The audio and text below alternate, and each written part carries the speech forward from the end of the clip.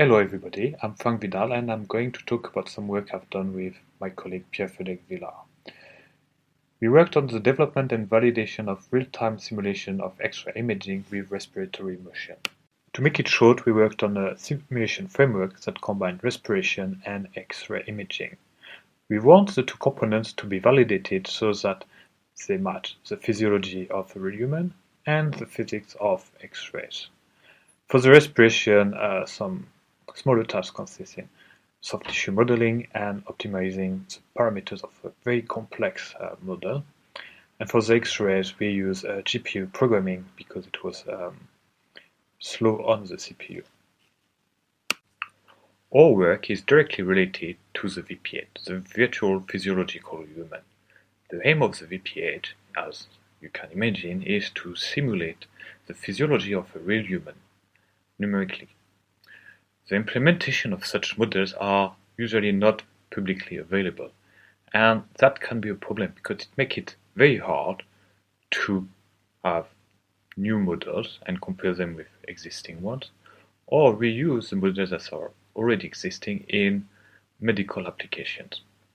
So our work will focus on two aspects of the VP8, real-time respiration and real-time X-ray simulation. By the way, our work on X-ray simulation is freely available as an open source project, so you can download the source code and also download all our tests for validation, all the data. One of the two main components of our framework is respiration modeling. If you consider our lungs, there are two main reasons why they inflate or deflate. There is the motion of the ribs and there is the motion of the diaphragm. To simulate the deformation of the soft tissues, we need a deformable model. We use a chainmail algorithm. It's not based on physics, but it's fast. We could have used a much more accurate modeling practice, such as the FEM for finite element method, but the problem is that it's far too slow, and we want real-time performance. In this respiration model, there are many parameters. At least 15. We could tune them by hand, but this is actually very hard because we don't necessarily know what's the implication of every single parameter on the other parameters. So to make it very accurate, we use something that's called mathematical optimization. So we got an algorithm that's going to run the simulation and minimize the error between the simulation and real data from a patient. To simulate X-ray images, we need to define three main components: the X-ray source, the scan object, and the detector. The source is defined by its shape and position, and also all the different energies in the incident beam. The scan object is the scan body. We need the geometries of all the organs and how they attenuate X-rays. The detector is defined by its size, orientation, and the resolution of its pixels. To validate the respiration simulation, we use 10 different experiments. We use the dataset of 5 different patients and the parameters set by hand and the one set using the genetic algorithm.